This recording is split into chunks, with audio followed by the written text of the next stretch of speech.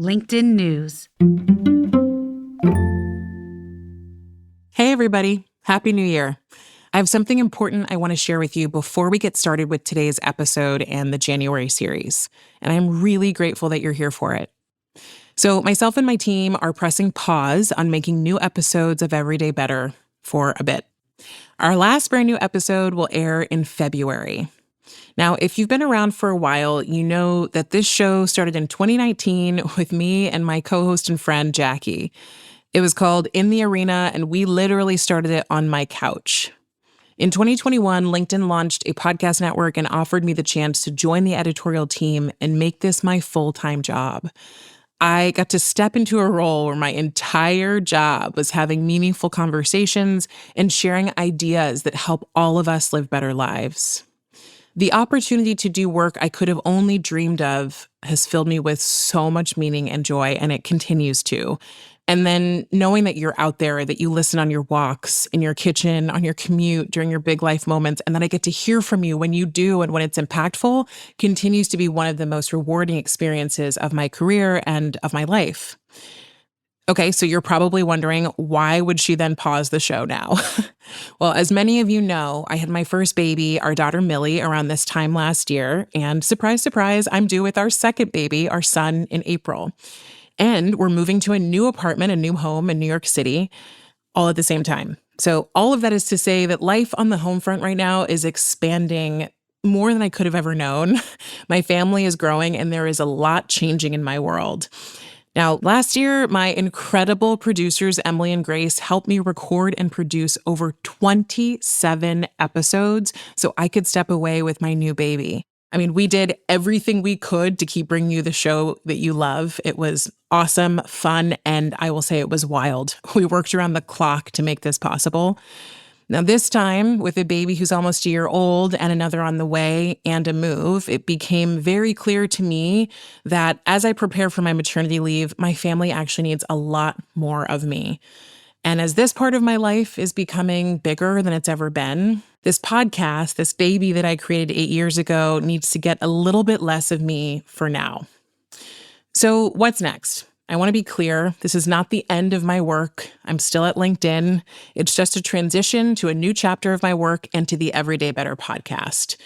Now, I believe there's a lot more podcasts left in me, so you'll hear from me again. But when you listen to the show and its next iteration, LinkedIn will have stepped back from production, and I will be owning the show's direction and its new home. I will definitely keep you posted on what our next chapter looks like here on the feed, so just keep following the show for those updates. And in the meantime, while the show is paused, all of our episodes, which is close to 300, will be there for you. You can also still find me on LinkedIn. I'll be sharing tools, hosting events, talking about how to grow in your career, how to overcome challenges, defining your zone of genius that nobody else has, and helping you develop the skills to work with more focus and with more room for the rest of your life. And if you want more of my personal perspective, all the things you've heard me talk about on the show and more, like motherhood, partnership, major life transitions, positive change, and spirituality, you can check out my newsletter, and you can find me on Instagram. I'll link everything in the show notes, and I truly hope to see you there while the show's on hiatus. Okay, now before we pause production in February, I am excited to kick off our January series. This month, we're bringing you conversations with some of the people who have most impacted my journey. It's my first time meeting most of them actually in person, and I cannot wait to share them and their work with you. It's going to be an incredible January series, and it's called The Year for Irrational Hope. It's not about New Year's resolutions, though you will hear about one of my favorite visioning practices ever next week.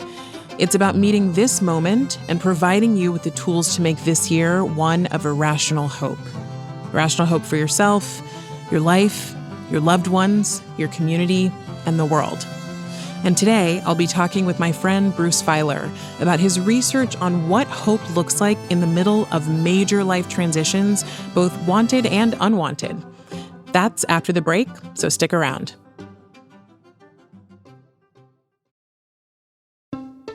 Hey everyone, from LinkedIn News, this is Everyday Better, a show about the tools you need to create positive change in your mindset, your work, and every other area of your life. I'm Leah Smart, LinkedIn's senior editor and a certified professional coach. I help people become better versions of themselves one day at a time. And every week, I sit down with a trusted voice so together we can explore how to take small steps toward big changes, the kind we plan for, strive toward, or never saw coming.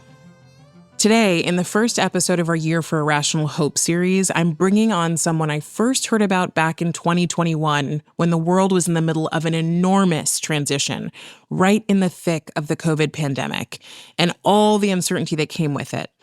Bruce Feiler introduced this idea I'd never heard before, but I immediately got it: Lifequakes. It's a concept from his book called Life is in the Transitions, in which he interviews hundreds of people over thousands of hours who've gone through a major life transition, wanted and unwanted. What he was naming was something so many of us were going through at that time, and we're going through a lot of these things now, both collectively and individually. We have major life disruptions happening all around us, and often it feels like it's happening all at once. People are moving, they're quitting, they're being fired, they're getting married, they're losing things, they're losing people, they're having children, getting divorced, changing careers, having economic uncertainty, rethinking relationships and their identities. I mean, even this podcast is going through a transition right now. What's striking to me is that even though we're so far removed from the height of COVID, it feels like we're back in a similar emotional moment. And I hear it everywhere, at a societal level and at an individual level, that there's just a lot going on. People are feeling quicker to feel stressed or frustrated and even disengaged or quietly hopeless. And it's in these moments, during our biggest shifts, our lifequakes, that I find myself searching for irrational hope. The belief that things can get better despite evidence that might point to the contrary, and that you can play a role in that change. It reminds me of Brené Brown's definition of hope from Atlas of the Heart, that hope isn't just a feeling and it's not pretending that things are fine. Hope is a skill and it's learnable. I'm bringing you this conversation with Bruce today because navigating lifequakes is also learnable. It's a skill, and Bruce is going to tell us how to do it. All right, it's going to be a good one, so buckle up. Here's Bruce. I'm wondering how you think about life is in the transitions today. Let me work my way toward that answer, right? I lived what I now think of as a kind of linear life for a very long time. I grew up in Savannah, Georgia. I went to Yale. I went to Japan. I sold a book about Japan. Then I wrote a series of books in my 30s. I had some success. I got married. I had children.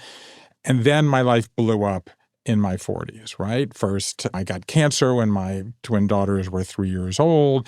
Then I had financial problems in the recession. Then my dad, who had never been depressed a minute in his life, got Parkinson's, got very depressed, and tried to take his own life 6 times in 12 weeks. So suddenly that linear life is like squiggling in every possible direction you can imagine. And I'm a writer. I have lived my life around stories and storytelling, some of the greatest stories ever told. And yet I could not tell my own life story, right? And to me, in so many ways, this at its core comes back to being about storytelling, right? And the idea that life is the story that you tell yourself. It's not just part of you. It is who you are in a fundamental way. I couldn't talk about it, but when I did, what I found out is that everybody goes through these periods where they lose the plot, right? Where they take a turn or something interrupts or something whatever. People would say I'm off track, I'm off kilter, somehow the life I'm living is not the life I expected to live. Mm-hmm. And if there's one thing I've learned since the pandemic and this book came out, et cetera, it's that the problem is not the life. The problem is the expectations. We have linear expectations and nonlinear lives. And the gap between them, to me, explains most of the angst in the world today. I expected my life to follow a path, and it's not following that path. And we think the problem is with the life, but the problem is with the expectation. So I set off on this journey where over the course of, it's now been 8 years, I have collected and analyzed 500 life stories, sitting down with people, Tell me your story. What's happened to you? Tell me about the twists and turns, the disruptions, the unexpected, the voluntary choices you made, and the involuntary things that happened to you. And I've collected those and analyzed them. And I didn't go in seeking lifequakes, seeking transitions, seeking any of these things. Just tell me your story. Right. And I said, why is no one talking about life transitions? It seems to me, why has there not been a major book on this since 1979? Right. And people looked at me politely and they nodded, and they went back to whatever it was that they were doing. Cute idea. Yeah. Along comes the pandemic, and suddenly the entire planet is in a life transition at the same time. And then finally my editor said, you know what? People need this book. And so we put it out in the middle of July of 2020 when everybody was in this moment. And it was an example of the right idea at the right time. At the right time. But to your point, it's gotten more nonlinear. It's gotten more destable. The number of transitions has increased in the last 5 years. And of course, here comes AI to put us all through it again. Okay, so if I'm sitting here and going, okay, the nonlinear life. So my expectation of my life is that I'm going to follow this in the same way you do like in school, right? It's like you start in kindergarten and you end in 12th grade. Yes. I'll go to college or I'll do whatever, and then I'll get my master's, or I won't. I'll go get a job. I'll live in a new city. I'll meet someone. I'll partner with them. If I want kids, I'll have them. We'll buy a house. It's like those things, and then we'll have the kids, and then we'll retire. That is what the linear life typically is. Yeah, so let's go back. Okay, so what is the linear life? Okay. Life has not always been linear. The way we look at the world kind of dictates how we look at our lives. So in the ancient world, there was no linearity. There was no time. There were no clocks. The way they lived was the agricultural way of living, and that is cyclical. So if you look at ancient ideas about the shape of a life, that's fundamentally what we're talking about here. What shape is your life? If you asked that in the ancient world, they would have said a cycle, okay? To every season, turn. Like there it is, right there in Ecclesiastes, right? And it was the Hebrew Bible, actually, in the West that introduces the idea in the linear life. How so? There's a family, right? We go Adam and Eve, and then we go the patriarchs and the matriarchs, and on down the line. So that introduces the idea of the linear life. But even then, the shape was different. If you were to go to the Middle Ages and say what shape was a life, there were lots of depictions. Life is a staircase up to middle age, at which point you peak, and then a staircase down. So think of all the things that now that would erase. No retirement, no moving to Florida, right? No second career, second third relationship, career. right? No coming back after a disease, anything, okay? So straight up and straight down. This begins to change when what happens? The way we understand the world changes. So if you go back to the 19th century with the Industrial Revolution, that introduces the factory and linearity, right? So that's the conveyor belt. That's the assembly line. And if you look at the 20th century, great ideas were linear. You have Freud with psychosexual stages, right? You have the Erikson with the 8 stages of moral development. You have the hero's journey. You have the 5 stages of grief. These are all linear constructs. It reaches its peak in the 1970s when a woman named Gail Sheehy introduces the idea of the midlife crisis. And what that is that we're all going to do the same thing in our 20s, and they all do the same thing in our 30s, and then we're going to have what she called a midlife crisis between 39 and 44 and a half. Like that's how precise it was. And anybody listening to us today believes that the midlife crisis is a real thing. Yes. It's complete bunk. Wow. Let's just take the pandemic. If you were between 39 and 44 and a half, you were having a midlife crisis. But if you were between 28 and 32, you weren't. You were having a crisis. If you were between 62 and 66, if you were between, if you were 14 and a half, as my twin daughters were, these come all across our lives, not on a schedule or a map that it appears in the back of a undergraduate textbook. It's just not how it works, okay? Which leads to the idea of number 2, which is that the nonlinear life involves many more twists and turns. My data, as you know, show that we go through 36 disruptors in the course of our lives. That could be a fender bender. That could be moving to a new home. That could be a global pandemic. Most of these we get through pretty well, but 1 in 10 becomes a massive burst of change. That's what I call a lifequake. And the signature piece of data in 8 years, 500 stories, now 3 books on this topic, is that the average length of a lifequake is 5 years. And that feels like a really long time. When you're at the beginning of it, but at the end of it, most people are grateful for it because there's all of these different things that you have to go through during it.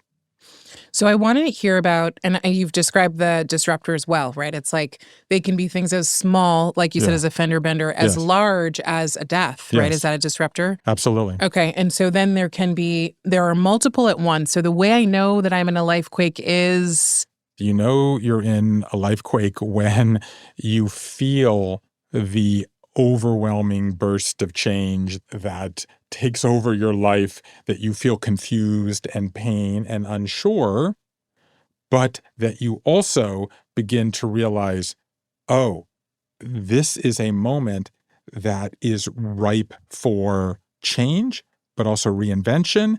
How do I think about it? How can I get through it more effectively? So basically, the first thing to say is it's not an aberration.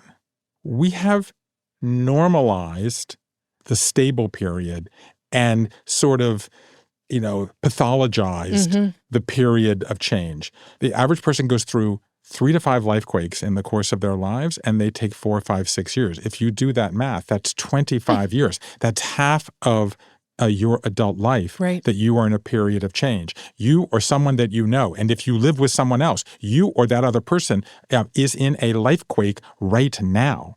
So I took all of these lifequakes that I had, and we wrote down all of the disruptors and we categorized them into 5 categories, right? There's work, there's love, there's beliefs, there's body. So we have these, and I created this deck of disruptors of the 36 kinds of disruptors that we experience. They fell into 2 categories. The first was voluntary or involuntary. Okay, so what's the difference, right? So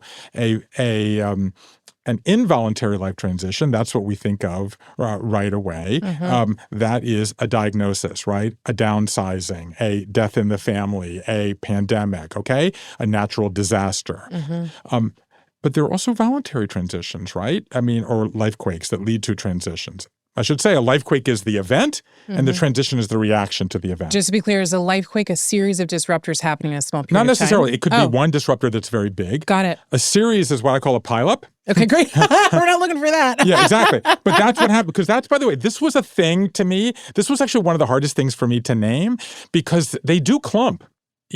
Just when you lose your job, you crash the car, and grandma needs, grandma needs a cataract surgery and your child has an anxiety disorder. So they tend to clump. I've tried to figure it out. I ultimately ended up on pileup because I was thinking the old black and white movies where the car stops and then boom, boom, boom, everything, boom. Yes, everything just sort of piles up after that. So the lifequake is the underlying instability.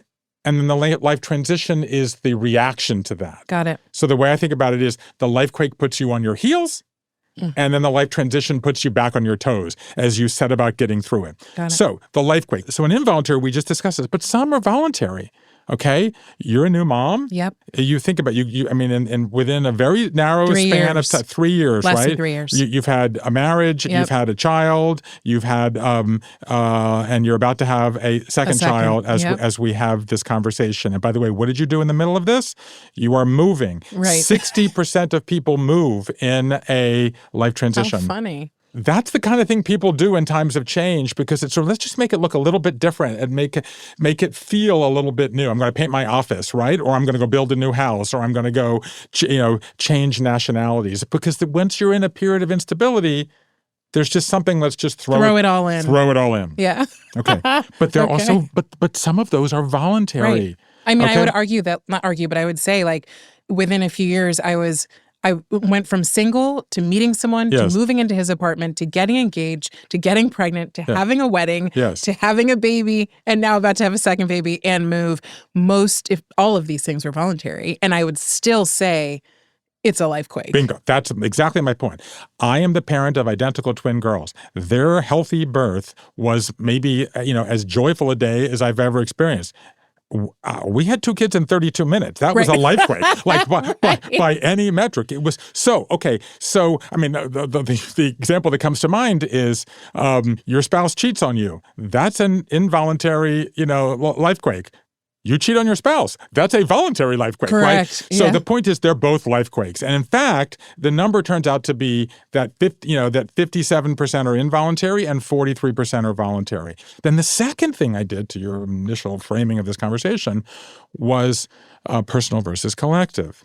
I put it in a grid. The smallest category was collective involuntary. The pandemic was the first collective involuntary lifequake the entire world had gone through at the same time in 100 years.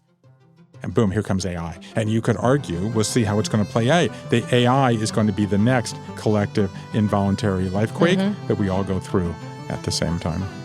We'll be right back with Bruce Feiler.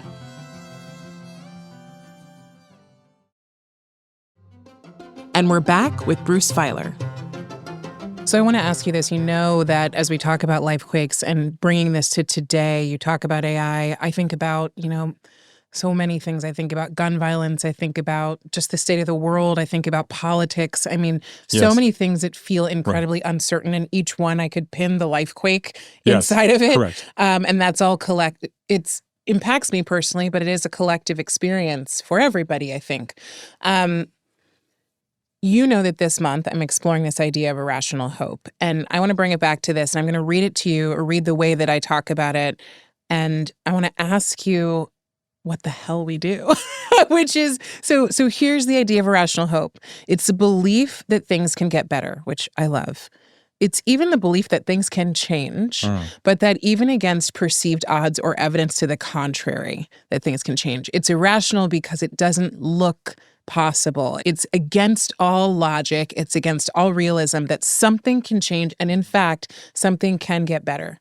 So if we're sitting here and someone listening to us is going, I'm in the middle of a personal lifequake, or I'm watching what feels like the world is falling apart. It's a collective lifequake. What advice do you give them in this context of irrational hope? Transitions are a skill that we can and must master.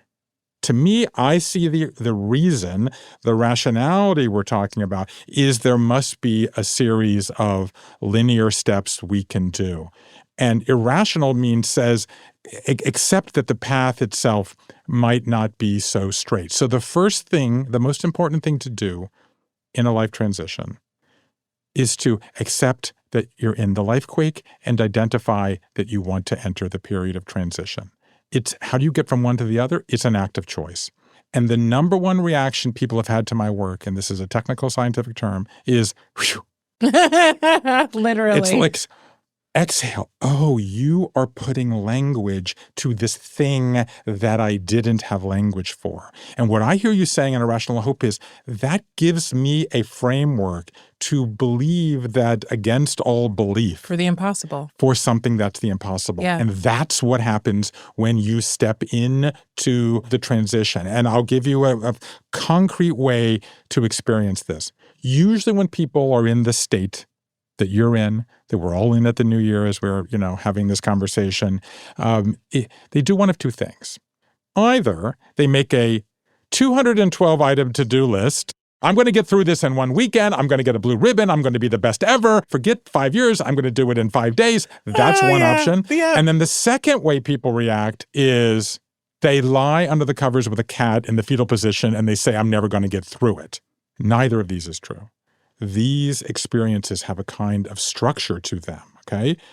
There are 3 phases in the structure. I call them the long goodbye, the messy middle, the new beginning. The most important thing is they are not linear. The stages themselves are nonlinear. Bingo. So the idea of so I first want to just make sure we're clear. The lifequake is the thing that knocks you on your heels. It can be voluntary or involuntary, but either way, you're on your heels. Correct. A life transition is the choice to move forward. Yes. And it's the fundamental human reaction to the instability of the lifequake. Got it. Okay. So you are very likely to want to move forward, to get back off your heels, to find a way.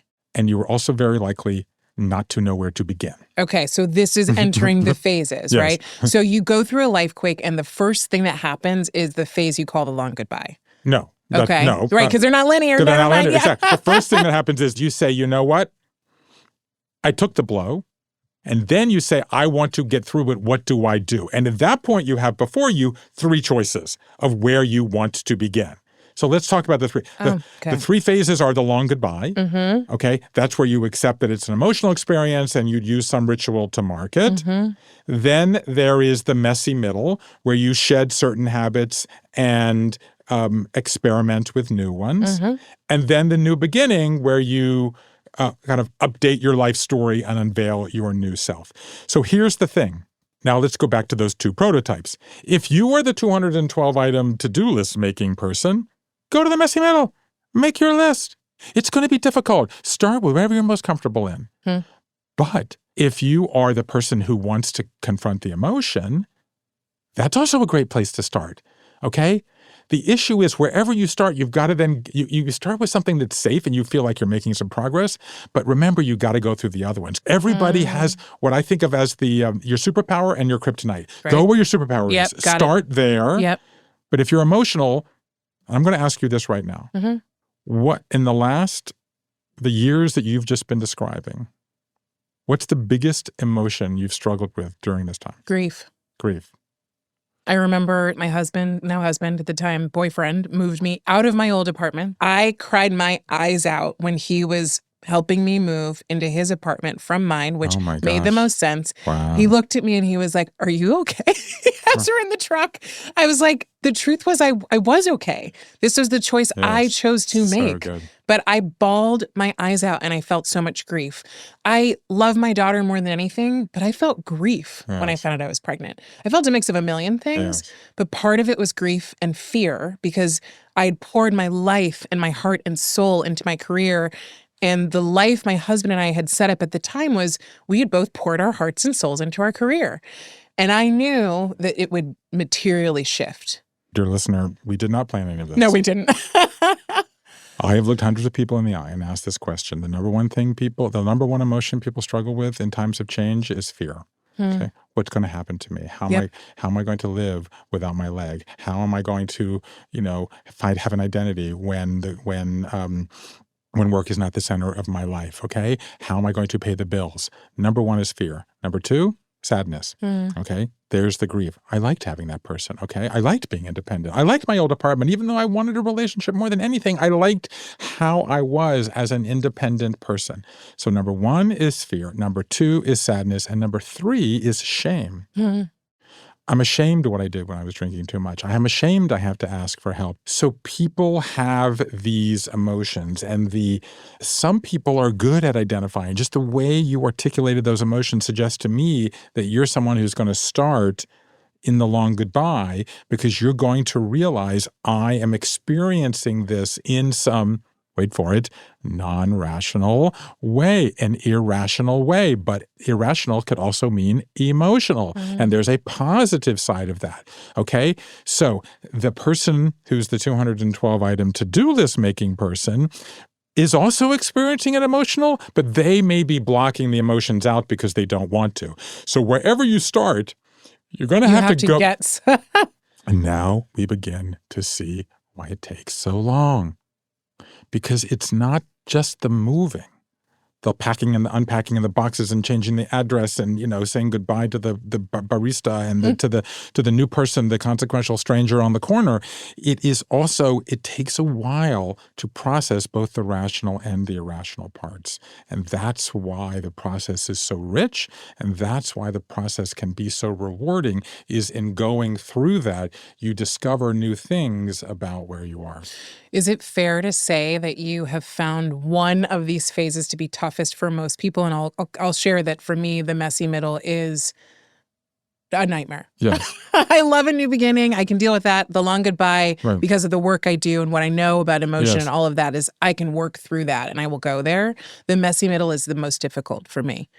I think the messy middle I called it the messy middle because it is difficult, I think, and it's certainly the one that the data show. The messy middle is the hardest, but the long goodbye is a close second, actually. And even some people have the new beginning. There's a story in my book of this wonderful woman who was a superstar online ad salesperson who quit her job and like within a few weeks heard someone on the radio talking about hypnosis. And she went to a retreat. She became a medical hypnotist, and she's now one of the country's leading medical hypnotists working with survivors of PTSD and others. Okay. And she said the hardest single thing for her was updating her LinkedIn profile, because so much of her identity had been in the prior job, and to go out publicly and say, I am doing this new thing was very hard for her. So I think people find difficulty around. But if you look at the messy middle, is number one, shed it. So shed the old address, shed the old you, shed the single life. You might have to shed things that you're fond of, but you can also shed things that you don't like. But that leads, and this is why the messy middle is not so awful all the time, to astonishing acts of creativity. And I don't mean just like thinking out of the box. I mean, I talk to people who painted birdhouses while being fired from, in a university scandal. I talk to people who took up ballet, adult ballet, when leaving a university job. Out of chaos comes creativity. It's the oldest story we've ever told. Do you believe that about the collective also? Well, let's go to the pandemic.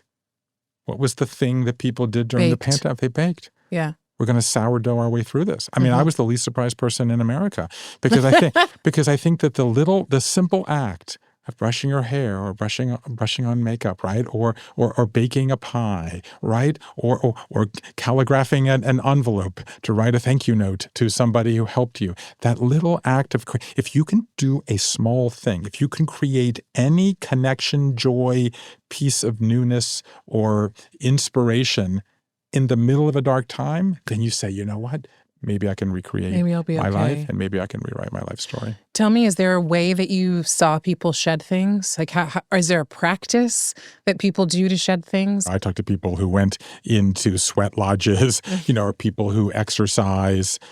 Movement is a big part of what people can do. As we just discussed, moving is a big 60%. I've now said it 4 times. There's something. What is that? It's moving. It's like, okay, you throw some things away and you acquire some more things, and then you remake your new space. Something we do in coaching often is like, if someone has a goal or a thing, coaching is like, I'm at point A, I want to get to point B, and I have to figure out what's in the middle to get me from A to B. The magic is in that gap, and we don't really know always what's going to happen and how we're going to get there. However, one of the things we do is ask people, I'm like, I have a wall and a piece of paper and a marker. Yes.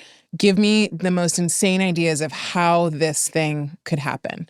And the person starts and they feel awkward and, they feel uncomfortable, they feel self-conscious. And so they kind of just start really small.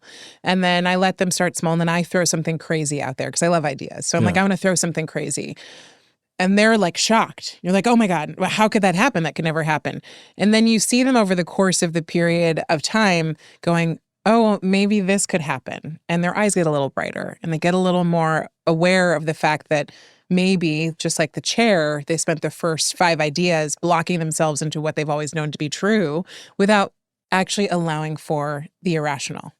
Well, to me, first of all, when you described that process, you started with your eyes neutral, and as you started talking about where these ideas could take you, your eyes began to sparkle. That's the messy middle. That's it. That's realizing that some of this is prosaic and utilitarian and obvious and maybe difficult, okay? I've just lost a loved one. I now have to, donate their clothes someplace. My parents just died. I need to sell their house. I just lost my job. I have to clean out my office. These are part of the shedding that we have to do. But what happens is, as the possibilities begin to emerge, at first, maybe the sparkle lives alongside the dread, right? A lot of people with grief say the first time that they laughed or the first time that they smiled or hoped, they feel guilty. Yes. Like, am I not honoring that person? I've been talking to people who go through divorce, who go through the same thing, where sometimes there is shame and often there's tremendous grief, but also expectation and opportunity. I'm little sorry sparkle that of what could be. I'm sad that it didn't work, but actually it was holding me back, right? So even within something like divorce is a great example of how this nonlinearity plays out here, right? Because the traditional linear method has to go in order. Like the way that Arnold van Gennep, who first had this idea of a transition 120 years ago, right, in his book Rites of Passage, and he invented the term Rites of Passage. He talked about this as a linear thing.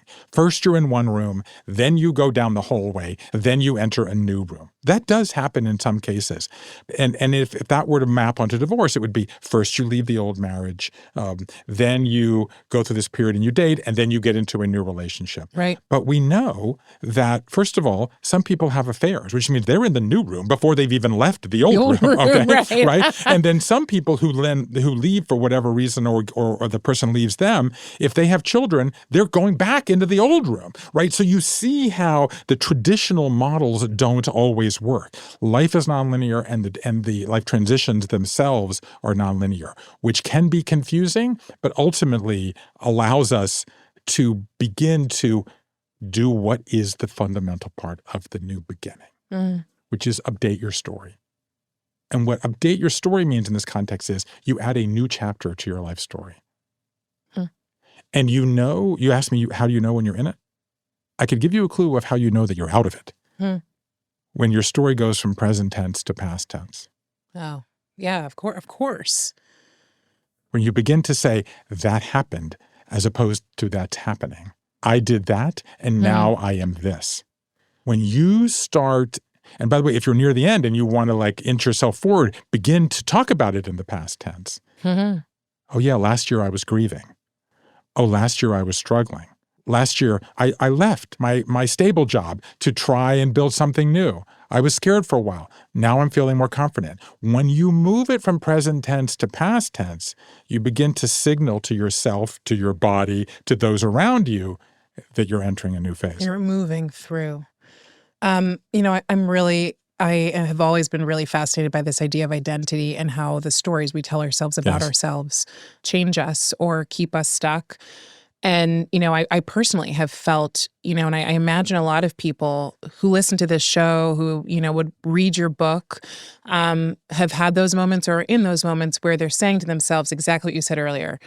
I feel lost. Yes. I've always thought that this is the thing I would do. I always thought that this is the way I would live. I always thought whatever.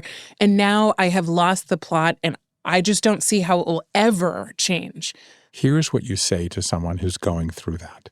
The three most magical words in the English language. You're not alone. You're not alone. Half the people alive are going through a transition right now. And the thing about it is, for some people, their work might be stable, but their relationships might be unstable. For some people, their relationship might be stable, but their work might be unstable.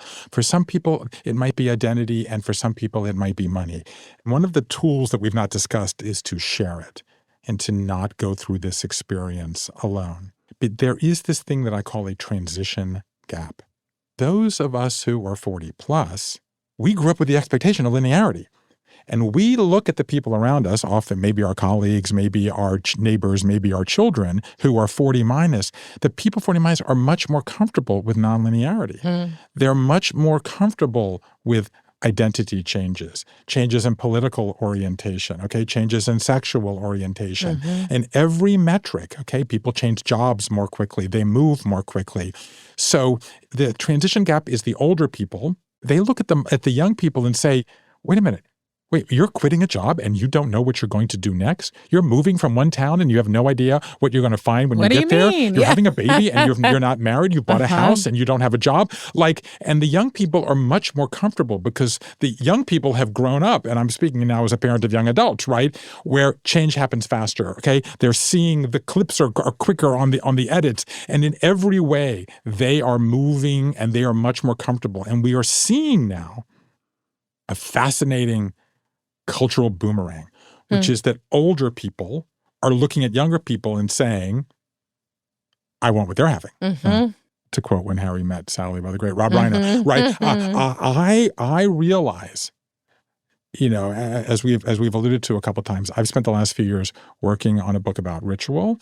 And one of the things that I discovered in the course of working on this book is that younger people in particular are embracing lifequakes and life transitions that older people previously stigmatized. There is a chapter in A Time to Gather called The Taylor Swift Divorce Party. It's a story of a wonderful young woman. She got divorced, and she's like, I'm not going to hide in shame. Okay, so religious institutions for years have not memorialized this. This was, in fact, a definition of shame. Yeah, it's a stain on your...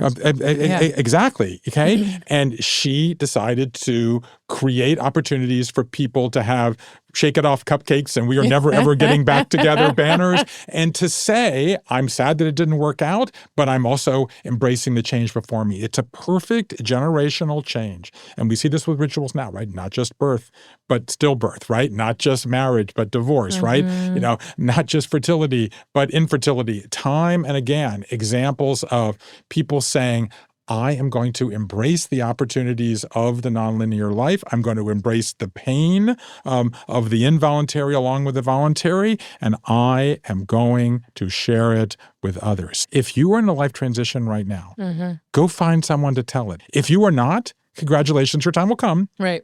Then reach out to someone you love, or you know, and say, how can I help you through it? I want to take a minute on ritual because this is what your next book is about. What are the elements of a ritual and when do they come in this process, the transition?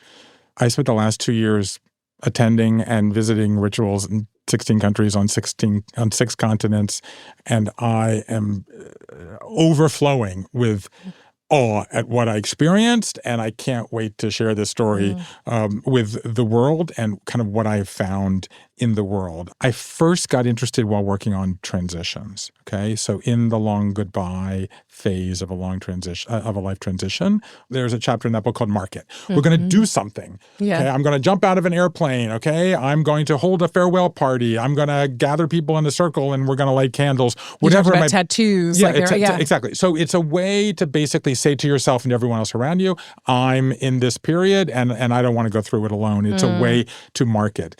We've always used ritual.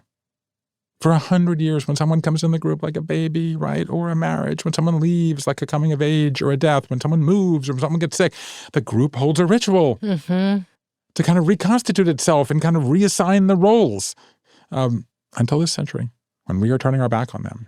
No one's having baby rituals. No one's having coming of age rituals. In 1960, 90% of American adults were married. Now it's less than 50%. And I don't know if you know this, but no one's having funerals anymore. You mentioned this, but I didn't realize. Yeah, right. Because now 65% of Americans are cremated, going to 80%. Only 1 in 5 has a funeral. Only a third of us are even buried anymore. So, and yet at the same time, led by young people, we are seeing new inventive ways of gathering and connecting and finding a moment. So what is a ritual? A ritual is a shared, unnecessary act that makes us feel at home.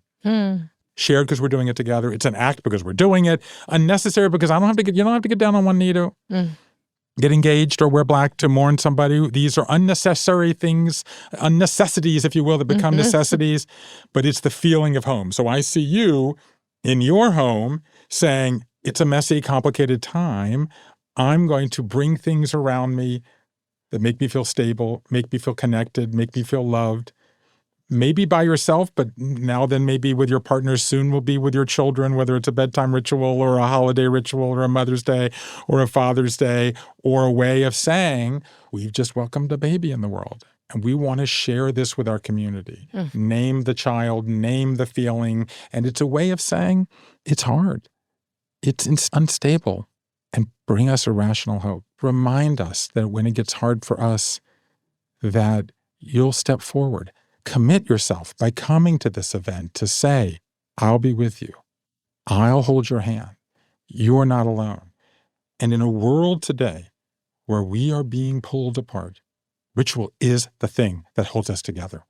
If it's loneliness, ritual is the answer. Okay. If it's polarization, ritual is the answer. Okay. If it's AI, if it's digital saturation, it's the human connection, and we can see it all around us. I just saw a story recently about people getting together in bars and drinking and listening to lectures from professors. Small things happening in every neighborhood, in every home, and in every community saying, we want to reconnect. We want to rebelong. We want to rehuman in an era where we are told that being human is outdated and going to die. So we could have a whole conversation about this, but it's something I think about a lot, which is third spaces or third places Yes. that we've lost. We don't go to church. We don't go to the coffee shop to hang out. We don't do a lot of these things. We've mostly gone online. And what the ritual feels like is recreating that idea of a third space. And I do think there is a connection back to our morality and the way that we respect each other and humanity. And when I think of the things that happen now that are, unspeakable. Part of what I believe is that we aren't accountable to each other because we aren't connected to each other. And part of that is because we don't have places where we gather anymore, except for online, where we're a version of ourselves that Grandma never would have let us be. Not my grandma. Would have spanked us for. Not my grandma. I just said that I went to rituals in 16 countries, tooth filing in Bali, and a traditional bride price negotiation in South Africa, and 6 weddings in a day in Las Vegas, and 10 funerals in a week in Ireland. But one of the most moving and one of my favorite chapters in The Time to Gather is I spent a year going to a grieving and weaving circle at the Greenwood Cemetery in Brooklyn. Wow. Grieving and weaving. I was neither grieving nor weaving, and I went for a year. And to the spirit of the Lifequake, it was a safe space. It was a third place. It was a chapel in a cemetery where people brought knitting and crochet and collage and a tactile, creative thing. It brings in all the themes we've just been talking about, and just sat and felt safe and felt at home and talked about whatever they were doing. And the stories that I heard there, the variety of the Lifequakes, adoption, connecting with a lost child, connecting with a parent who's on the other side of the country and sick and I can't be with them. The idea of gathering in spaces that people would not previously have associated with these activities. Yeah.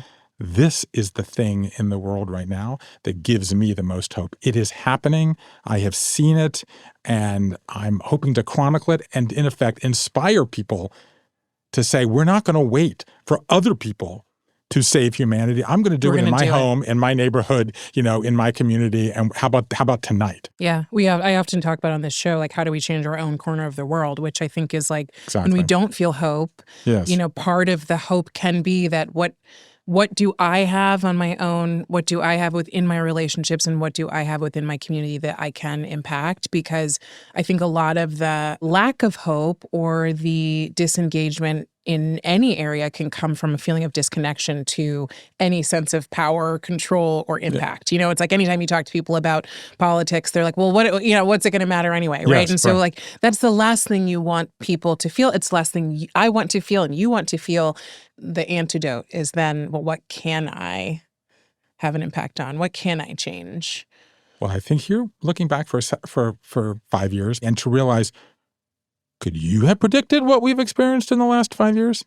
For 100% of the people, no. Mm-hmm. And therefore, your ability to predict the next 5 years is equally imprecise because nonlinearity is escalating. We know that change and factors and influences are coming at us from 24/7, 365, all corners of the world at the same time. Any idea could pop up anywhere and spark complete change, okay? It's all the butterfly effect. And so the point is, in a world of butterfly effects, you can be the butterfly.